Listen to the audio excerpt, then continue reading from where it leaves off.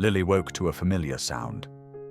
The medical monitor beeped softly, measuring out her remaining time. A June dawn broke outside in 2019, but the 6-year-old couldn't rise to see it. Her fragile body barely obeyed. Mum slept in the bedside chair. Dark circles shadowed her eyes, always there, always exhausted, always trying to smile, though Lily saw her turn away to wipe tears. "Morning, sunshine," Mum said, leaning close. "How do you feel?" "Tired," Lily whispered. Mum adjusted the blanket, kissed her forehead. Her hands trembled. Lily noticed. She saw what adults thought children missed. They were at the Nook, a Norfolk children's hospice that had become home. Kind nurses, a sensory room with soft lights, music therapy on Thursdays. But Lily knew what this place meant. She'd heard the doctor say palliative care. She didn't understand every word, but she understood the tone. Time was running out. "Mum, will I see another birthday?" she asked quietly. Mum froze, just a second. Then smiled that smile that didn't reach her eyes. "Of course, darling. Of course." But Lily saw the truth. Later, Sarah, the music therapist, arrived with a small harp. The sounds flowed soft and enveloping. Lily closed her eyes. Music carried the pain far away. "Next week begins something special, Lily," Sarah said, plucking strings. "Children's Hospice Week. This year's theme is Moments That Matter."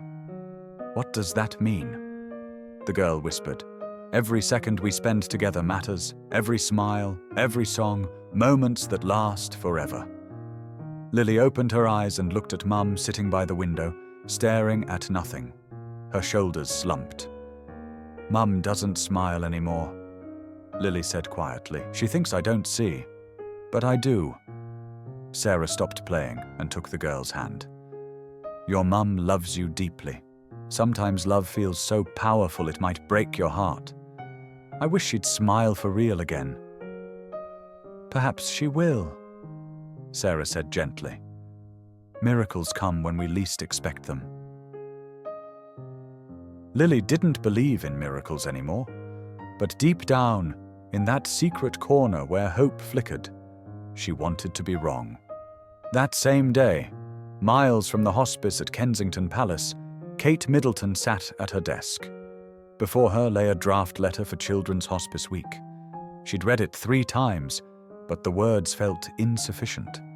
How could she describe what she'd witnessed during hospice visits? The strength of these families, their love amid pain, their ability to find joy in moments others would consider ordinary? Kate set down her pen and leaned back. Outside was a warm June day. Somewhere in the garden, George and Charlotte played. Their laughter drifted through the open window. She closed her eyes and imagined other children, those whose laughter rang less often, families fighting daily to create one happy memory.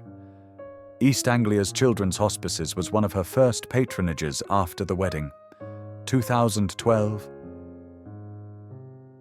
She'd given her first public speech at the treehouse, still remembered her trembling hands, racing heart. But the families she met gave her strength, their courage, their love, their dignity facing the unimaginable. 7 years had passed. Every visit left a mark on her heart. Kate picked up her pen and began again. Children's hospices provide vital havens for those experiencing the most difficult times. They help families create lifelong memories, touching, happy, often filled with laughter. She paused, thought about the music therapy, the special activities deepening bonds between children and parents, the art therapy helping children express what words couldn't. Her pen moved across the paper. Whether through activities strengthening family relationships or through art and music therapy, helping young people express themselves and release their thoughts and feelings. Kate stopped at this year's theme, Moments That Matter. Perfect, because that's what it was about. making precious time count, creating memories that would last forever. She finished the letter. But it wasn't enough. Words weren't enough. Kate stood and walked to the window, watched her children playing and thought of Lily, of Rupert, of Daisy, of all the children whose families battled in the shadows. She needed to be there. Not just send a letter. She needed to visit, embrace them, look them in the eyes and say, "I see you. I'm here." Kate took out her phone and called Graham Butland, Each's chief executive. "Graham, it's Kate. I need to come to the Nook, soon. I want to meet the families, spend real time with them." A pause, then Graham's grateful voice. "Your Royal Highness, this will mean everything to them." "No," Kate said quietly. "It means everything to me." She didn't know about Lily yet, but something inside knew she was needed, that a little girl had lost faith in miracles, and perhaps she could help restore it. November 15th, 2019 was cold but clear. Kate drove from Anmer Hall to Norwich in silence. Usually she enjoyed talking with the driver or listening to radio, but today she needed quiet, needed to prepare. Hospice visits were never easy, important, precious, meaningful, but not easy. Kate gazed at passing fields, thought about what she'd say to families, how she'd look into the eyes of parents losing children and find the right words. Not formulaic, not routine, real. She clasped her hands. Beneath her coat was a purple suit dress, her favorite. She'd worn it because bright colors lifted children's spirits. She knew this. She'd seen it. The car pulled up to the Nook. Kate stepped out and paused, looking at the building. The hospice didn't look as people imagined. It was bright, cozy, with large windows and a garden where flowers grew even in November. Graham met her at the entrance. "Your Royal Highness, welcome back." He smiled, but Kate saw tension in his eyes. "The families are eagerly awaiting your visit. How are they?" Kate asked quietly as they walked. "Holding on. But, you know, it's hard, especially with winter approaching, the holidays. Many don't know if this will be their children's last Christmas." Kate nodded. Her heart tightened. First, she met Naomi Wright. The young woman sat holding the hand of a 4-year-old boy in a wheelchair. Rupert. Kate remembered his story. Hunter syndrome. Rare, progressive. Naomi Kate approached and crouched to eye level. "How are you?" Naomi tried to smile, but her lips trembled. Then words poured out. I just don't know how. He has so many medications running all night, and I never fully sleep. I'm always on edge. And there's Alice, his sister, she's 7, trying so hard to understand. But it's so difficult for her, and I feel like I'm failing them both, and I just... She broke down. Right there. Kate didn't think. She simply embraced her. Firmly, like hugging a friend, a sister. "You're an incredible mum," she whispered in Naomi's ear. "You're doing more than anyone could ask. You're not failing anyone. You're their hero." Naomi buried her face in Kate's shoulder and wept. Kate just held her. Didn't try to stop the tears. Didn't say everything would be fine, because perhaps it wouldn't. But she was here. Now. And that was what she could give. When Naomi calmed, Kate knelt before Rupert. The boy looked at her with wide eyes. "Hello, Rupert," she said gently. "I'm Kate. I like your shirt. Is that a dinosaur?" He didn't answer with words, but his eyes lit up. Naomi said quietly, "He loves dinosaurs. My son George, too." Kate smiled. "He can talk about them for hours. I think you'd be friends." She touched Rupert's hand. So small, so fragile. Something tightened in her chest. Not pity, something deeper. Recognition of how precious life is, how fragile, how important every moment. Naomi whispered, "She's a mother herself." You feel it. She understands. Not just saying the right words, she truly understands. Kate spent 10 more minutes with them, asking questions. Real questions. Not for protocol, not for press. For herself. To know them. See them. Then she was led onward to the music room, where Sarah was conducting a session with several children. One was Lily. The girl lay on a cushioned couch. Her mum sat beside her holding her hand. Lily was so small, so pale. But when Sarah began playing the harp, her face changed. Light appeared. Kate stopped in the doorway. She didn't want to intrude. This was their moment, their music, their world. But then Lily opened her eyes and looked straight at her. "Hello," the girl whispered. Kate entered slowly, carefully, sat on the floor beside the couch so as not to tower over the child. "Hello," she replied, just as quietly. "I'm Kate. And you?" "Lily. Beautiful name, like the flower. Mum says I'm her little flower." The girl's lips trembled in a faint smile. Kate looked at Lily's mother. Saw the same dark circles, the same exhaustion, the same desperate love. "Do you love music?" Kate asked Lily. "Yes. When Sarah plays, it doesn't hurt as much." Kate felt something tighten in her throat. She nodded, not trusting her voice. "Music is magical," she said finally. "It can take us where there's no pain, only beauty." "Do you believe in magic?" Lily asked, looking at her as seriously as only a child who's seen too much can look. Kate thought carefully. This was important. She couldn't answer lightly. "I believe," she said slowly, "that sometimes things happen we can't explain. Moments when everything changes. I believe love is a kind of magic. And kindness is magic too. Mum says I should believe." Lily whispered, "But it's hard." Kate took her hand. So small in hers. "That's okay. Sometimes believing is hard. But I'll tell you a secret." She leaned closer, as if sharing something deeply personal. "Sometimes others can believe for us, until we can believe again ourselves. Your mum believes. Sarah believes, and I believe. I believe in you." Lily looked at her with a long gaze, then very slowly squeezed her hand in return. "Thank you," she whispered. Lily's mother cried quietly. Kate looked at her and saw more than gratitude. She saw a glimmer of hope. Small, fragile, but real. Kate spent a few more minutes with Lily, asking about her favorite things. Lily loved purple, loved butterflies, dreamed of seeing a real rainbow someday.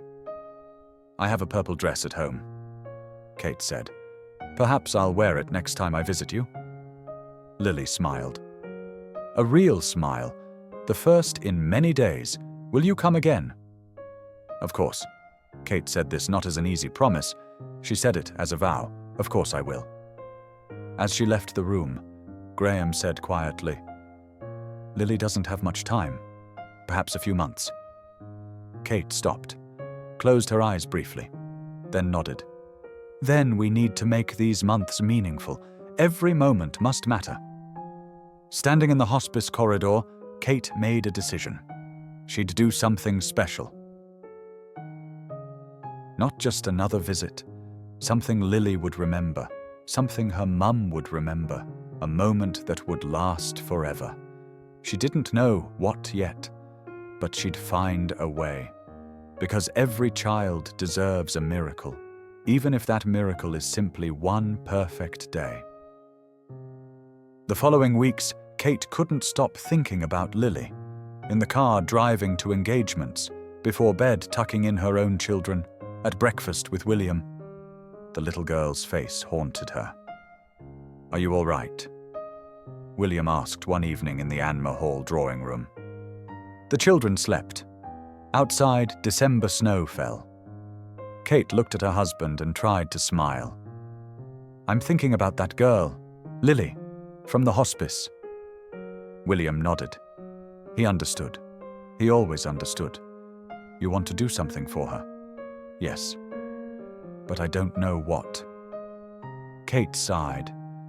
Graham said she only has a few months left, maybe less. And I keep thinking, what can I give her? What would truly matter? William took her hand. You've already given her something just by going there, just by seeing her. You know that. But it's not enough. Kate shook her head. She said it's hard to believe in magic. And I want to show her it exists, at least once. They sat in silence. Snow fell softly, quietly. Then William said, "Remember the tea party we hosted for military families at Buckingham Palace?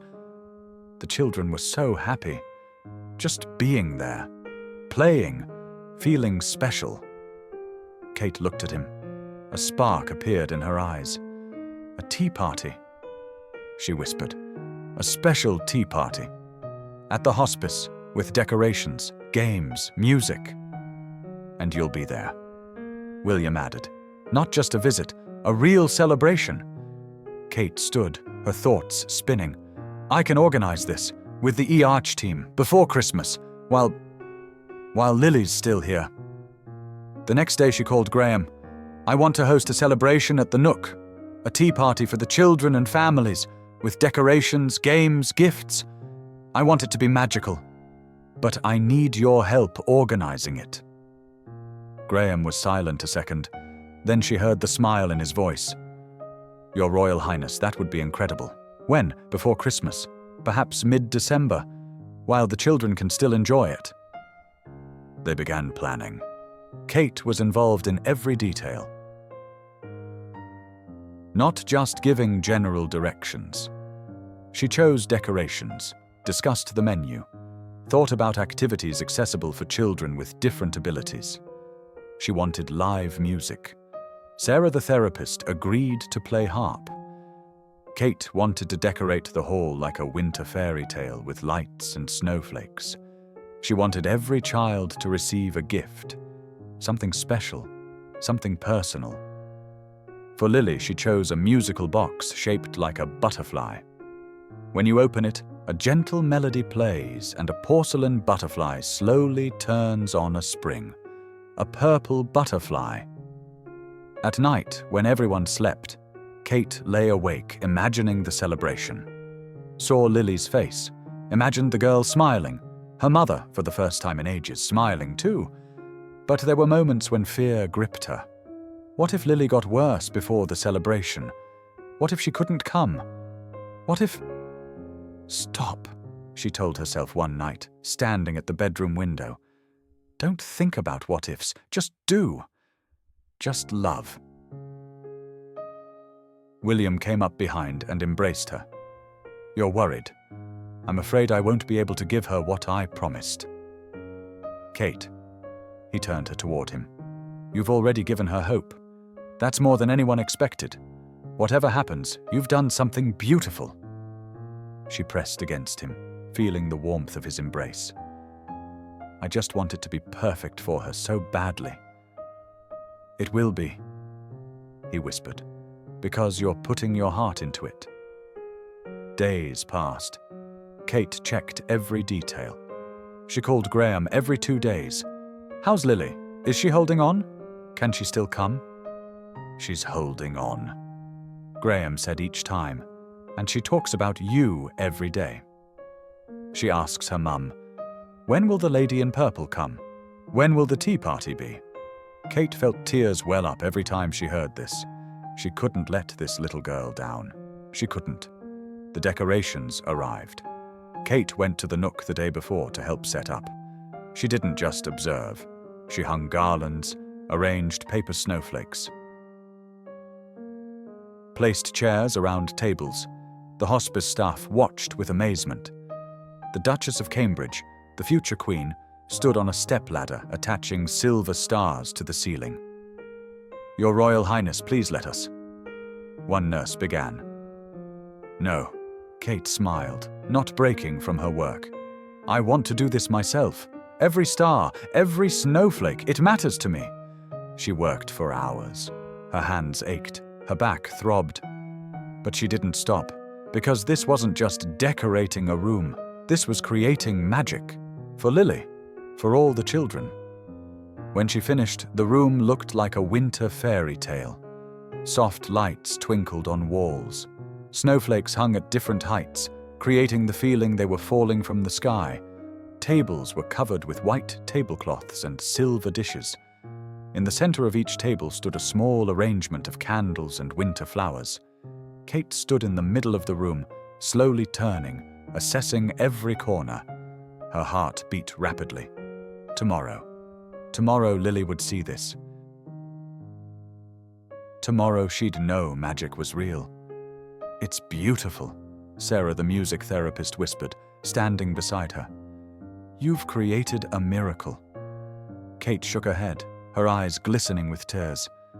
"No, the miracle is these children, these families, their strength.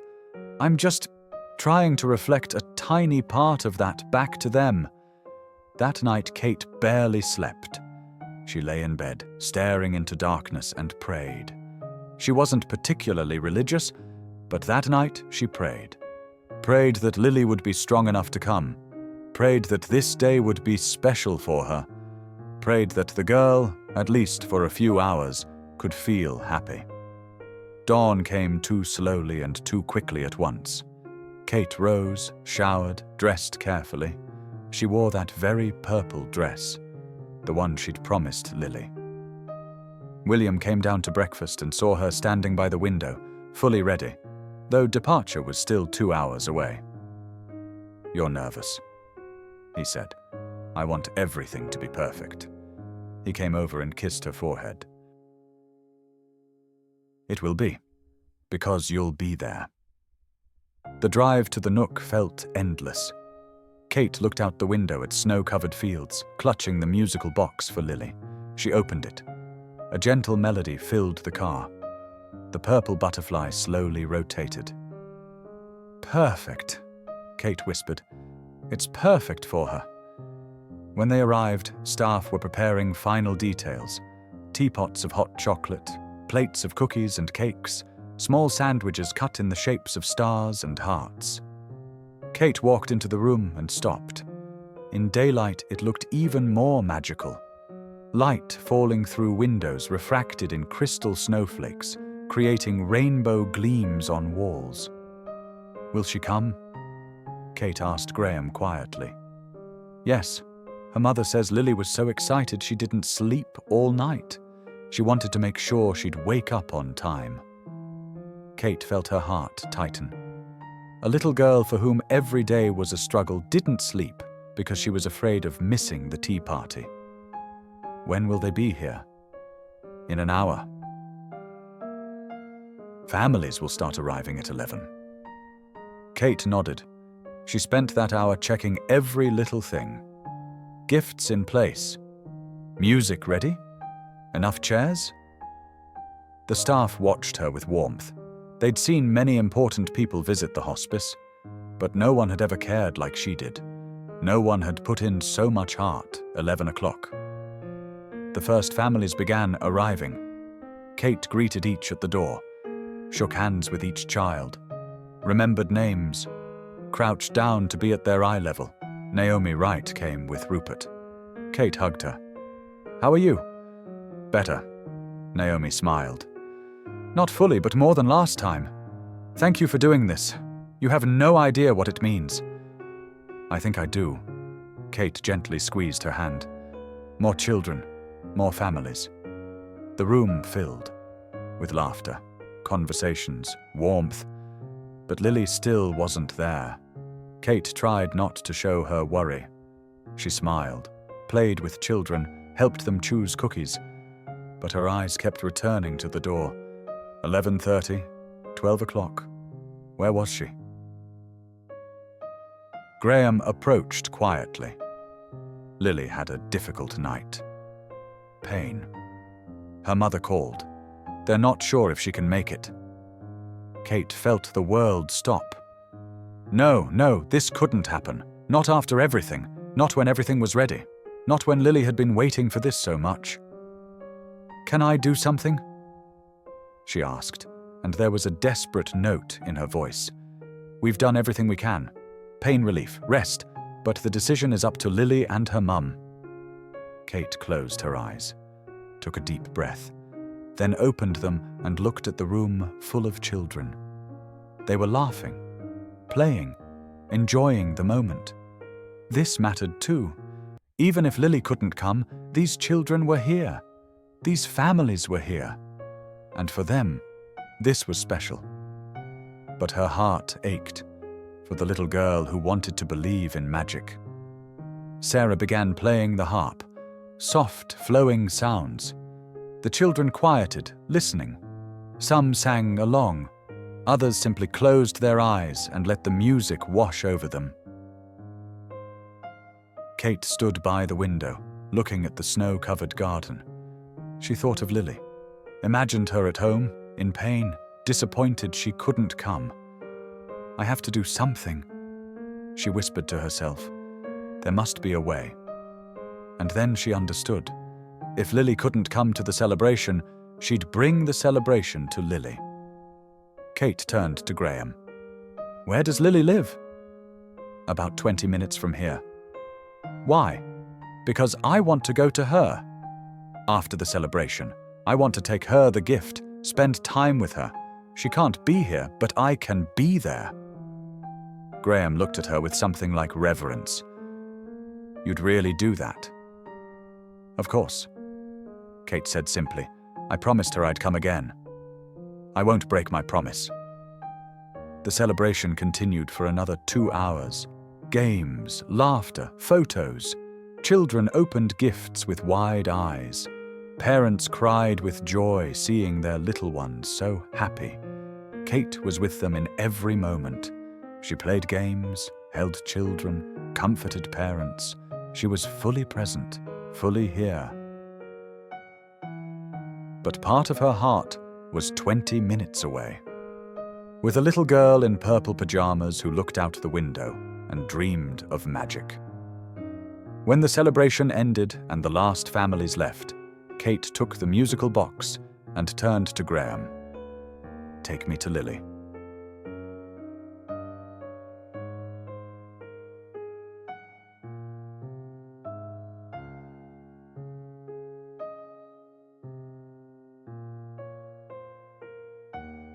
The Thompson family home was a small cottage on the edge of the village.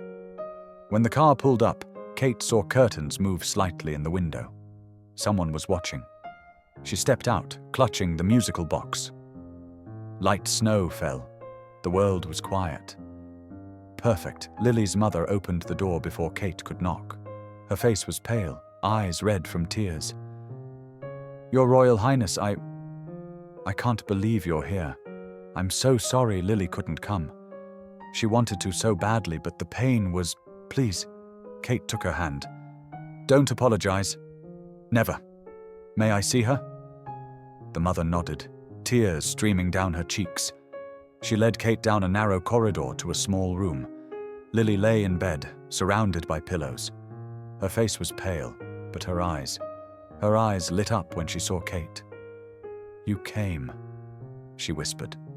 "You really came, and you wore purple." Kate approached the bed and sat on the edge. Her heart pounded. "Of course I came, I promised, and I always keep my promises." "I'm so sorry I missed the tea party." Lily's voice trembled. "I wanted to go so badly, but it hurt so much, and Mum said..." "Hey," Kate gently touched her cheek. "Don't apologize. You know what? The tea party was beautiful, but it wouldn't have been complete without you. So I brought part of it here." She opened the box she'd brought. Inside were star-shaped cookies, a small thermos of hot chocolate, and the musical box. "This is for you." She placed the box on Lily's lap. "Open it." With small, trembling fingers, Lily opened the lid. The melody filled the room. The purple butterfly began slowly rotating. Lily watched it and her eyes filled with tears. "She's purple," she whispered. "Like I love. And it's a butterfly. I remembered what you told me, that you love butterflies, and that you dream of seeing a rainbow. I saw a rainbow, Lily said quietly. This morning, in my window, when the sun shone through rain. I think it was a sign that today would be a special day. Kate felt tears burning her eyes. She didn't let them fall. Not now. Not when Lily was looking at her with such trust. This is the most special day, she said, because I'm here with you. And you know what else? What? Kate leaned closer, as if sharing the greatest secret in the world. This butterfly is magical. Every time you open the box and listen to the music, you can make a wish. And I believe it will come true. Any wish? Lily's eyes widened. Any wish? Lily was silent for a long time, watching the rotating butterfly. Then she closed her eyes. I wish, she whispered so quietly Kate could barely hear, for my mum to smile again. For real, like before. Kate looked at Lily's mother standing in the doorway. The woman pressed her hand to her mouth, her shoulders shaking with silent sobs. Kate extended her hand, inviting her closer.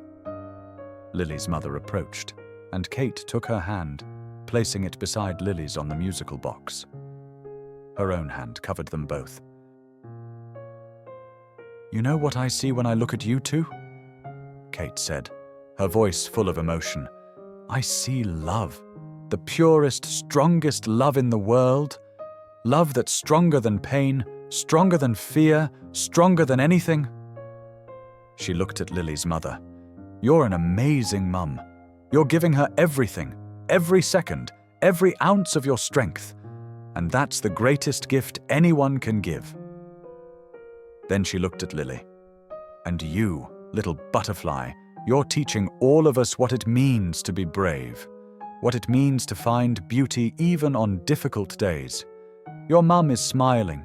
Maybe you don't always see it, but she is, because you're her joy, her light, her everything. Lily's mother broke down. Kate rose and embraced her firmly for a long time. Two mothers holding each other, one who had everything, another losing everything. But in this moment, they were equal. Simply two women loving children more than life. When they pulled apart, Lily's mother was smiling through tears. Thank you, she whispered. Thank you for coming. Thank you for seeing us. Thank you for letting me be part of your story, Kate replied. She spent another 30 minutes with Lily. They ate star-shaped cookies, drank hot chocolate. Kate told stories about her children. Lily laughed. Real, ringing laughter that filled the room with light. Kate showed her photos on her phone. George with his dinosaurs, Charlotte in a ballet tutu, Louis playing drums with wooden spoons. They look happy, Lily said. They are. But you know what? I'll tell them about you today. About the brave girl I met, who loves purple and butterflies, who teaches people that every moment matters. Really? Lily's face glowed. Of course.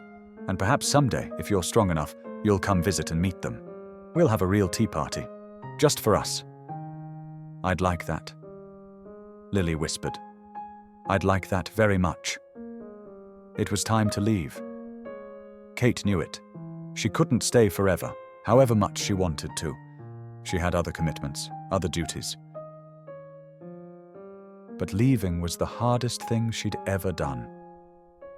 She leaned down and kissed Lily's forehead. You're special, she whispered. Never forget that. You're a light in this world.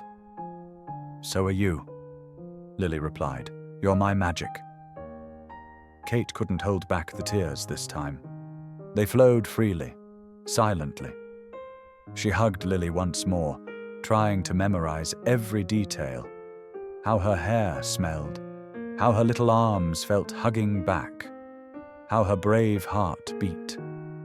At the door, Lily's mother took Kate's hand. You've changed her life. You gave her what I prayed for, hope, joy, a moment of pure happiness. She changed mine too, Kate replied truthfully. More than she'll ever know. In the car back, Kate cried, quietly. Graham, sitting beside her, said nothing, simply handed her a handkerchief. When they arrived back at the Nook, he finally said, "What you did today, it goes beyond duty. It was love." Kate wiped her eyes. Just love. Nothing more, nothing less. That night at home, William found her in Charlotte's nursery. She sat in the rocking chair, holding one of her daughter's toys. "You're thinking of her," he said quietly. "I can't stop," Kate admitted. "I keep seeing her face, hearing her voice. She called me her magic, William. Me. But she's the magic. These children, these families, their strength, their love." He embraced her, and she let herself dissolve into his arms. "You gave her something priceless," he whispered. "You gave her faith, in kindness, in beauty, in magic." "I hope so," Kate said. "I hope so much." She didn't know then, but the gift she gave Lily would echo far beyond that one day, far beyond that one little girl, because sometimes one act of kindness can change the world. One moment of love can illuminate the darkness. One woman reaching out to another can create ripples that touch countless lives. And Kate, Duchess of Cambridge, future queen, understood something profound that night. True royalty is... Spring of 2020 came quietly. The world had changed. A pandemic swept Britain. Lockdown, isolation, fear. But even amid the chaos, Kate didn't forget. She couldn't forget. She called the Nook regularly, checked on families, asked about Lily. In March, Graham told her what she'd been preparing for but didn't want to hear. Lily passed 3 days ago, at home, surrounded by love. Kate closed her eyes. The pain was physical, real, crushing. "How's her mum? Holding on?" But she wanted you to know something. On Lily's last day, she held the musical box. She opened it again and again, listening to the melody. And she told her mum, "The lady in purple was right. Magic is real. I saw it." Kate couldn't speak. Tears choked her. "There's something else," Graham continued. "Lily's mother wants to give you a letter. They wrote it together, a week before Lily passed." The letter arrived 3 days later. Kate opened it with trembling hands. "Dear Kate, Lily wanted me to write this for her because her hands can no longer hold a pen, but the words are hers. Thank you for being my magic. Thank you for the purple butterfly. I listen to it every day, and every time I listen, I feel happy. Mum listens too, and she smiles, really smiles. So my wish came true. From me, I want to say, what you did for my daughter, for our family, I can never express in words. You gave her not just a day, you gave her faith, hope, joy. You showed her she matters, that she's seen, that she's loved. In her final days, when pain was unbearable, she'd close her eyes and remember you, remember the musical box, remember the star-shaped cookies, remember your words. You're a light in this world. And she was a light. And thanks to you, she knew it. She passed knowing she mattered. Thank you. Forever." With love, Lily's mum, Kate, pressed the letter to her chest and wept. She wept for Lily, for her mother, for all the families still fighting. For all the children whose time was too short. For all the love that would never be enough, but was everything.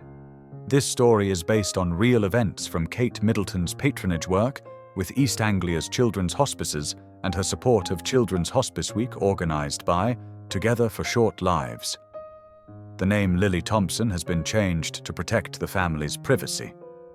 All key events, Kate's hospice visits, her EH patronage since 2012, her support messages during Children's Hospice Week, emotional meetings with families, music therapy, tea parties, and the princess's personal involvement in the lives of terminally ill children are confirmed by independent sources and based on documented facts. Some dialogue details and internal character experiences have been enhanced with creative elements to create a cohesive narrative, but the emotional core and Kate Middleton's actions fully align with her actual charitable work and dedication to supporting children with life-threatening conditions.